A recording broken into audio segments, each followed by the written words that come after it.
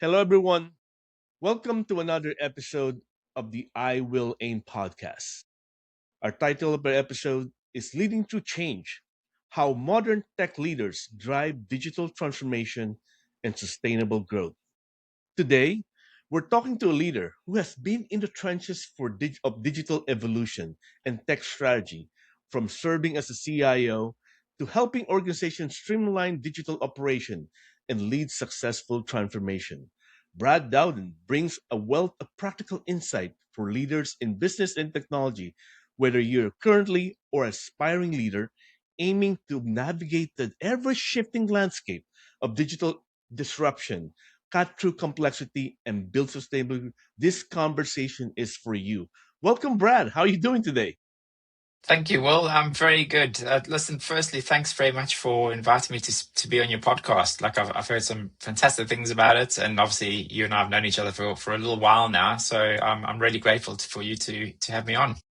You're welcome. I'm looking forward to this conversation because it's a very important conversation to a lot of leaders out there.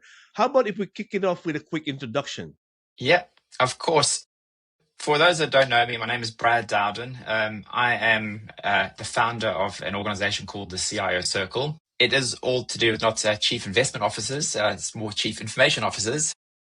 A nuance that some people get confused. Ultimately, my career, I've been in sort of the tech world for probably more than 27, 28 years now. Started off in sort of a basic sort of engineering function and then moved very quickly through to management across the board. And I've obviously gone through to the sort of lofty title and role of CIOs for different companies. And I've also been involved in lots of sort of advisory work around mergers and acquisitions, divestitures, etc., cost optimization and digital transformation. So I have quite a broad background. I'm very entrepreneurial at heart. And really, my whole mission really is to be helping organizations and ultimately to get more bang for their buck, more value for money, to actually help them to become a lot more agile and actually just to grow. Because I think when organizations grow, it means there's great opportunities for people that are leading those organizations, people that are working in it. So that's a sort of a bit of a background in a nutshell.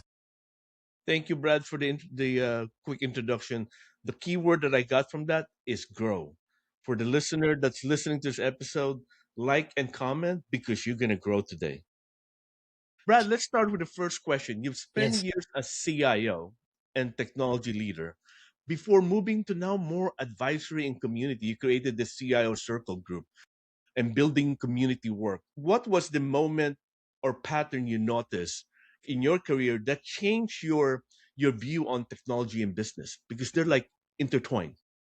Exactly. So I think, like as I say, like I've been fortunate enough to work with some great leaders, and I've also been fortunate enough to work with some not so great leaders. And I think you learn from all those different experiences. And I think something that I picked up very early on in my career was you running around fixing things and that are breaking, and it's very much hugely technology focused, or what new technology is the flavor of the month at that point in time, or the flavor of the year, and people go, let's put it in place. And ultimately, as time's gone by, you see there's a lot of fluff around the place in my experiences. And technologists historically have been very much focused on the tech. It's like, well, what new database are we getting? Are we doing cloud? Is the term digital transformation coming in? The current term is like AI. It was cloud. It just goes on and on and on. And I think fundamental, as I've gone through my career, being involved in lots of different businesses and being fortunate enough to be at the top table in lots of these businesses, is actually looking to see, well, technology is a massive enabler.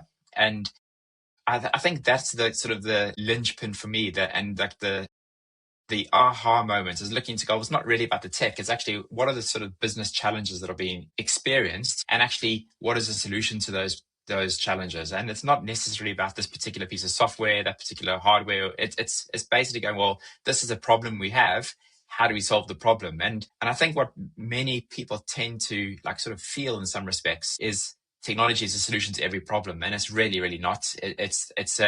You got an ever-growing toolbox of technology that can help solve certain problems. Sometimes it can be training, sometimes it can be business processes, and I think that to me was the real sort of crux of it. And I think the other side of it was so many people talk in technical terms and technical jargon, and then when you start and you observe this in sometimes board meetings, where other leaders are talking in like sort of tech speak, everyone glazes over and then you've lost the audience right away. So that's what I've really noticed is is articulating really what is the core problem that the business is experiencing, and actually how do you solve that problem, and actually simplifying it to a degree in both wording and technology that everyone understands. And I think that to me has been the sort of the key success factor in actually moving organizations forward. It's not just about the digital technology that we have. I love the fact that the way you paint the picture is a technology should reach out to the business and be part of them. Because I agree with you. Early on in my career as a technologist, I thought I'm selling them solution. I'm like, this is a solution for this. This Yeah, software we yeah, built to do that, and I'm so excited to do that. What I call the demo days, right? And I was so excited. It's like opening a GIF, showing to the business, and you expect them to say, "Whoa, it's amazing. We should be using that." But then over time, I realized, like you said, you do the tech speak, like the jargon, and they just get lost, and over time you exactly. lose that connection with them. And I love the fact that you stress to our audience that to understand the problem that the business are having is helping them solve, and also using language that they understand. Thank you for highlighting those two things. No problem at all. Everyone talks about technology, and technology shifts and change quickly. What's the one change that you see that the business expect from our technology people? Yeah, I think it goes back to what I said previously. I think in the past, everyone's viewed technology almost as support function or like this project function doing things, and it's about breaks, fixes, and also is viewed sometimes as a bit of a cost center. And ultimately, they were like the go-to people for fixing. And as time's gone by, technology is now like sort of pervasive in every single organization and like deeply entrenched. And actually, I think all companies, many people have heard the saying, all companies are now tech companies, because without technology, they just won't function. And I think what's happened is where we are now, technology leaders need to become more business leaders in many respects, but understand their technology. And it's understanding the technology, not to the nth degree of all the nuts and bolts, but it's what's the art of the possible. And actually, can they act as the translator between what the business needs are and requirements, and obviously translating that to their teams that are probably more technical to achieve those results. And I think on the flip side of the equation is also engaging with their own internal teams that are probably quite techy and get very excited about what the technology can do, but be able to take that information, creating a platform for those colleagues to surface up information to themselves, and then enabling them to transform that information into potential value adds to the organization, and then to obviously sell that idea to the board, to the leadership team of actually how it can influence the business. And I think that's where things have really changed. It's going from really sort of delivery to more accountability. And it's not just technology. It's now a sort of a value and risk function, no longer just a support function. And I think that's the key differentiator where things have matured over the last probably 5 to 10 years, in my view. I love the concept of value, right? ver- Versus like, and also I love the thought about accountability, because that ultimately is what seals the deal with the relationship. And as you explained what the CIO should be doing, their job is really more complex, because they have to really connect with both sides of the equation. And how does your advisory group help prepare them for that? Yeah, and Gerard, we can probably touch on it a little bit later, but that's probably one of the driving reasons why I set it up in the first place. And like ultimately, when you look at, I suppose, leaders and the role titles like CIO and stuff, they have different connotations to different people based on the experiences of the past. And I think like when I don't like talking like a blanket approach sometimes, because there's some people that have come from the technical background and become a CIO. There's other people that come from a purely business background and become a CIO, and they both bring with them different experiences. I suppose the whole sort of, I suppose, technology leader, they have to become a lot more business minded. Like I said it earlier on, they have to be people that really understand the value that technology can bring to the business. And that value is about actually how does it drive growth in terms of maybe increased sales, better service delivery to their customers and their clients, how to reduce costs, how to build that credibility for not only your own, not only for yourself as a leader, but actually you need to be able to be a good salesman internally to get these initiatives across. And and I think when our communities, everyone's on a different path, and all I'm trying to be doing is actually helping the technology, let's say, focused individuals probably become a bit more business minded individuals. And that's not about just like tech and what cloud project you're doing or what AI implementation you're doing, but then equally enabling people that probably come from a non-tech background to go, there's so many tools and services and functions and suppliers out there that can actually help you deliver the projects and the value you need to your company. You need to know who those contacts are. So we are effectively just a meeting point and meeting place for all these, let's say, experts, colleagues, community to come together and actually help everyone improve and deliver and make a great impact in their, not in their careers, but for their teams and the companies that they work for and they serve. That you highlight again, then the CIO learning about the business, and I think that's a continuous trend so far in our conversation. So for our listener out there, if you're a CIO right now, that's one thing you need to think about. We encourage you to think about how do you learn more about the business. Perhaps you reach out to Brad and connect with Brad and join his community called CIO Circle to kind of help understand how you shift the needle. Because at the end of the day, learning the business, understanding the business, would deepen your relationship with your stakeholders. So let's not talk 100%. talk about the next topic. Go ahead first. Do you have Yeah, more yeah. anything Look, to add? I look at it and I think there's so many facets to being a leader today in technology, and it's hugely difficult. And again, I think when I was a CIO, like a lot of these things I've created because I wish I actually had that back in the day and when I was going through it. So you get elevated to these positions. Ultimately, no one else on the board understands what you talk about half the time, and they don't understand really what you are able to do. And it can be quite a lonely place. So like, again, having that community, you can actually share the pain with some of your like peers in the wider community, look at ways to navigate those challenges. But one of the things I've always found, and money is the sort of the universal language that I've always utilized to try and get things across. And if you look from a purely tech standpoint, they might talk about putting a new mail exchange server in place that's going to do X, Y, Z.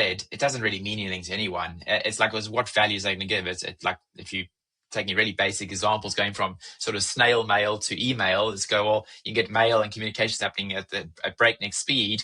That shortens your time to service, shortens your time to market, et cetera, et cetera. That's value. And then you can equate that to a revenue stream for your organization. Likewise, with projects now, the tech costs are ultimately mushrooming a lot of the way. And every single CIO that I speak to goes, we're actually under a lot of pressure to keep the cost down. Ultimately, it's viewed as because their budget's in a certain bucket, but it's how you equate that budget back to other departments that are consuming your services. And then you look at the profitability. One of the things when you're facing off to different peers on the board is when speaking to CFOs, their minds are very logical around finances and money, as is like sort of chief revenue officers, etc. If you can equate your projects you're doing to money value, it just puts you in a different position straight away. And I think when you're in that different, being portrayed in a different view, they will be buying into what you're trying to achieve. And it gives you a lot more credibility, which then builds that trust. And when you've got that trust, you can actually go and kick off a lot more innovative projects. And also just on a real practical level, if organizations are keeping their cost base very, very tightly managed and controlled, and they're getting most value for money out of all their supply chain, that actually frees up budget without actually having to go and beg and borrow for money. And you go, well, listen, we have the budget of X number of million per year. We've saved 15, 20%. We're going to not give it back to the bottom line. We're going to take that and now use it as a bit of a development budget for running this project, which again becomes a cycle where it now starts building on more innovative projects for the organization and ultimately, hopefully, grows revenue. And then again, that puts the sort of the CIO or tech leader into another bracket altogether. And that starts to transition from being this sort of tech leader to more of a business leader. It's actually elevate their profile, because at times I think over the course of my career, I've seen CIO role connected in different places, right? Sometimes they report to the COO, they report to the CFO, and there are CIO that reports to the CEO. And ultimately, I think that's where a CIO must aspire, that they I should totally agree. have a seat on the table. So, what are the common mistakes that a tech leader does that erode the trust of the CFO and the CEO in them? I think it's just going back to probably what I said a little bit earlier. It really is about like sort of not having that sort of fundamental control of like sort of expenditure. I thought sometimes not having the true understanding of actually how what the technology in an organization is doing is how it's translating to business performance across the board. And I think those are the things that ultimately undermine. Like so many people come and go, well, we're doing like an AI project, and that sounds great, like as a headline. but actually what benefit is really giving. And actually, like I've been involved in projects, I won't mention any names. Like I say, I've been involved in not projects, companies that I've come into where they're running very large scale like ERP projects with some big brands. And I've seen two companies run these projects which cost tens of millions of dollars in delivery. They never actually delivered anything, and the projects were shut down and actually written off. Again, like from my experiences, that was just because they had lack of clarity of what they're trying to achieve. It was one of those like sort of big tick boxes to go, we're going to have X system in our organization, makes us look really good and really professional. So they get a business case through. I'm not saying the needs were not there, but I'm saying it sometimes it become a bit of a sort of a passion project and a like a big advertising banner to go, look what we've done. And then ultimately, when the value is not delivered, the projects get canned. There's reputational damage for those organizations. There's lots of money being wasted. So I think it's going into every conversation from that business minded standpoint. It just helps you get a lot more clarity on what the pain points are, what the needs are, and it actually helps you translate that better into how you can shift the needle and shift the dial in your organization, leveraging your capabilities and your team's capabilities in the technology landscape. I think when a tech leader focus on tech itself and not about the business value and objective, that's the end result of it, right? It becomes a half equation solution versus a full equation. And often, I think when I talk to leaders, I always said, what's the value and what's the objective or goals that you're actually meeting, and not just think about solution and try to connect it to something, but take the problem or the objective and then point it to the solution, not the other way Exactly. around. Exactly. And it's also sometimes, and you know this yourself, it's just like it's defining what the problem really is. And if you can ask some people around a common problem or a problem they think they're experiencing, a lot of them can't describe what the true problem actually is. And until you get that true definition of what the problem you're trying to solve is, you actually shortcut it. You can shortcut the process far quicker to get to the solution if you just describe it. And I think people miss out on those steps on many occasions. And you know, like we talk about AI, and you and I have spoken about this as well separately. I think that's another common initiative. People want to go jump forward with everything to do with AI, and you go, well, what problem are you trying to solve? And you could save yourself a lot of headache, a lot of gray hairs by just defining things properly. I love the fact that you focus on the definition, because there's a saying that I heard before that if you could describe and define the problem, you solve half the problem already. Yeah, Because that exactly. sort of is the requirement to the solution you're creating. So thank you for highlighting that.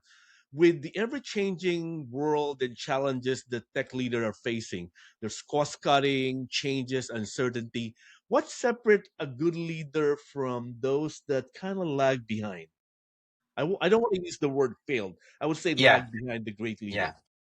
Yeah. I think the things for me that I've observed and like from being in my more junior roles is there's always change happening. There's always pressure happening. And I think through the different economic cycles that we've gone through, there can be redundancies at times and equally even management change at the top. So all these like can be very stressful situations, and like team members and staff look up to their leaders to try and help them navigate, and they're looking for calm and a sense of calm across the board.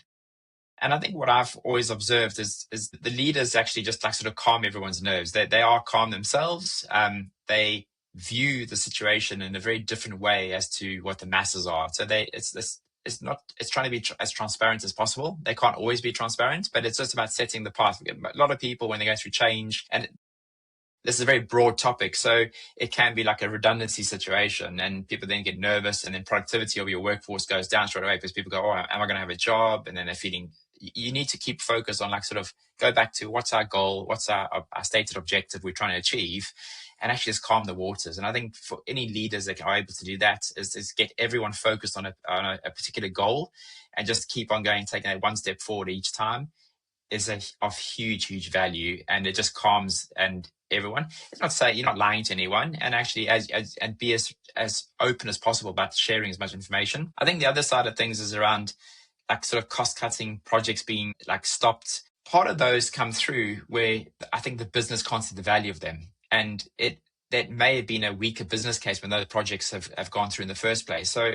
again, it's so many organizations and companies rush through because they want to get a project started, because they're like, great, we got a project started, and it's rushing through to get like the milestone set, and then quickly we get to delivery. But I think there needs to be a lot more time spent in advance to go, well, actually assessing what's the problem we're trying to resolve. Actually, does the business case stand up well enough? Do we have the budgets intact? Do we have the right resources to be able to do these things? And I think, again, doing the legwork in advance can sometimes take longer in many respects about the planning. You can't get through those quick milestones and projects signed off. But ultimately, it then builds far better and more robust projects. So even if there are changes happening in the organization, your projects are a lot more sort of capacity or probability of continuing. And that's a good project, because no company is in a counter project that's going to deliver massive value. They're just not going to do it.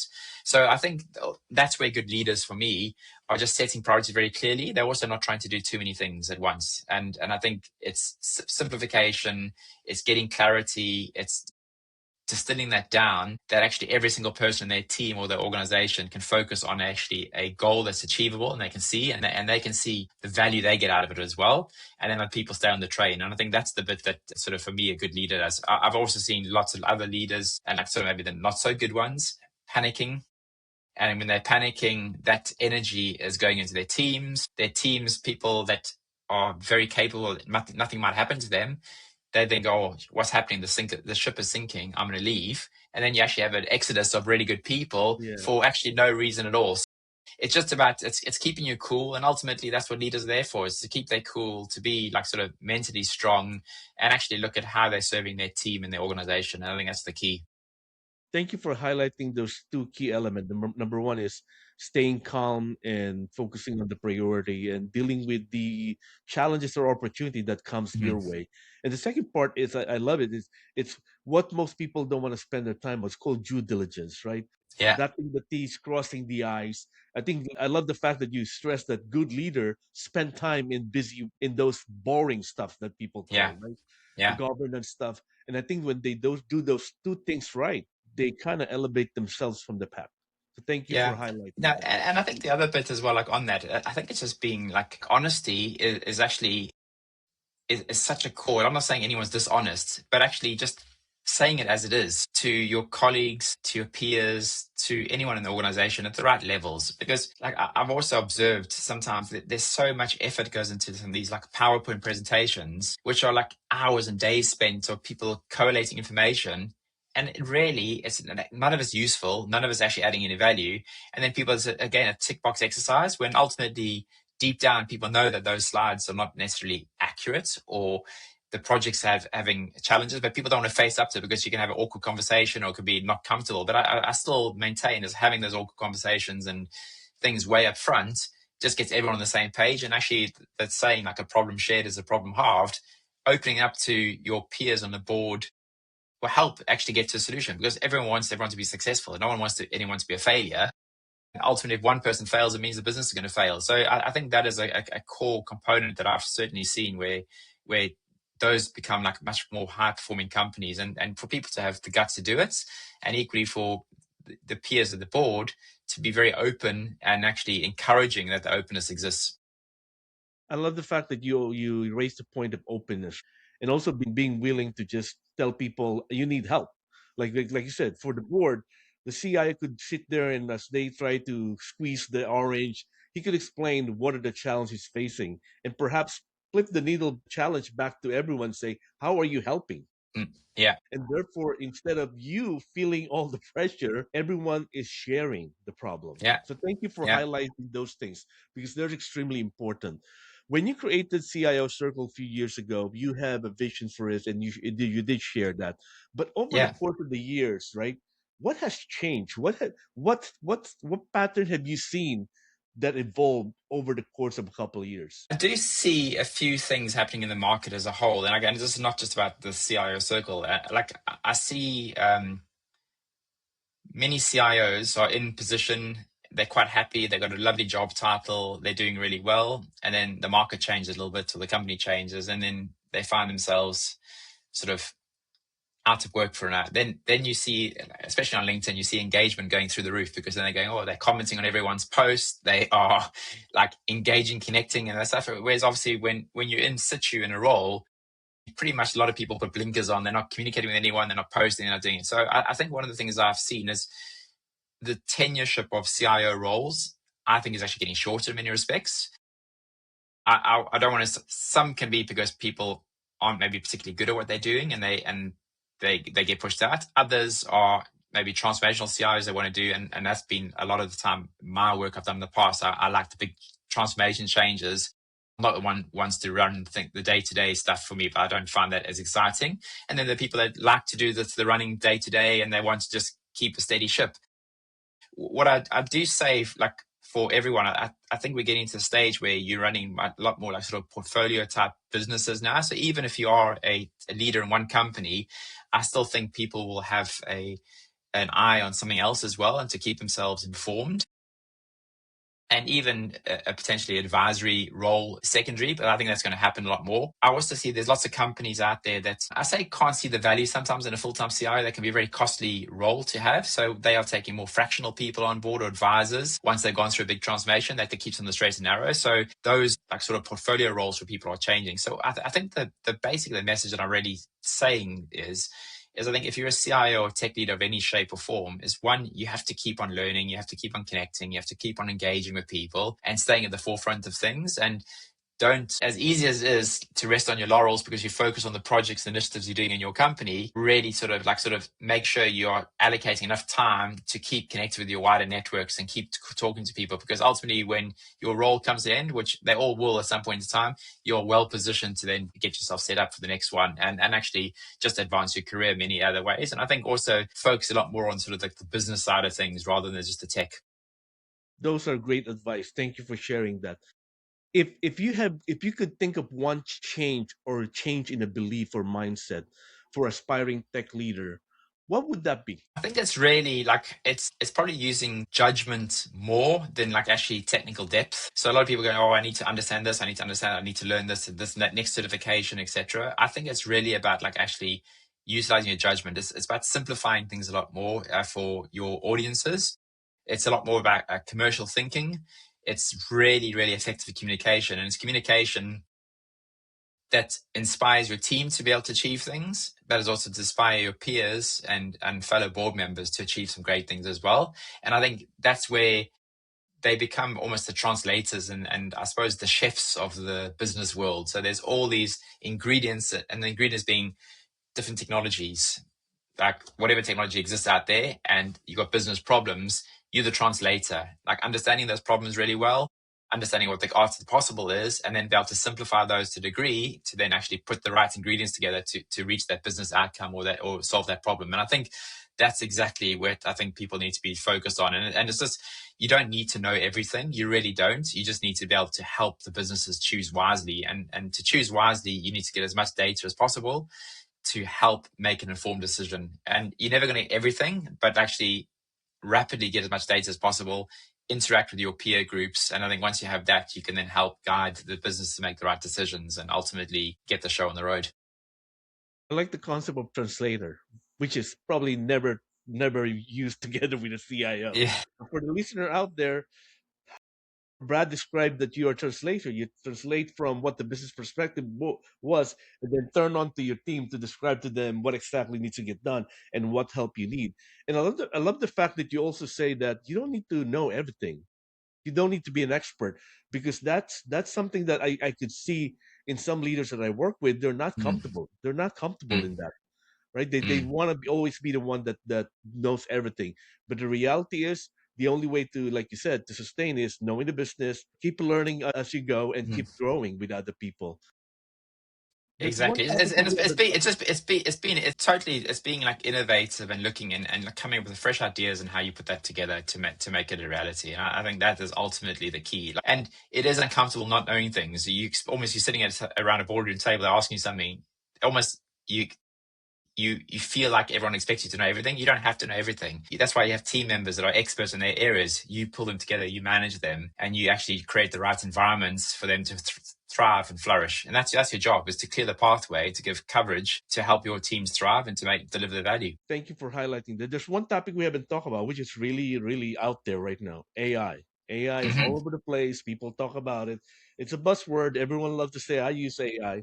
What's your perspective on AI? That's a big one, and we could probably have another whole conversation around that. I think the perspective I have is, it's for me, it is, it's quite incredible what it can do. It really is, and I think when sort of ChatGPT, which is the most probably like known platform for most consumers, it's quite incredible how you can ask your questions come back. But I think for me, at the end of the day, it's a tool. It's just like another tool that's been invented. And again, I've taken things back to very simple examples. If you had like sort of just a small hammer and you're trying to break down a wall, it'll take you ages to do it. Whereas then you get like a jackhammer or something else, you knock down the wall in no time at all. But it's a tool, and that's the right tool for that particular problem. We spoke about defining what the problems are. You apply the right tool. So AI to me is exactly the same thing. It's like, well, what problem are you trying to resolve or solve in your company? And actually, is AI the right tool? So in many respects, it's hugely powerful if applied correctly.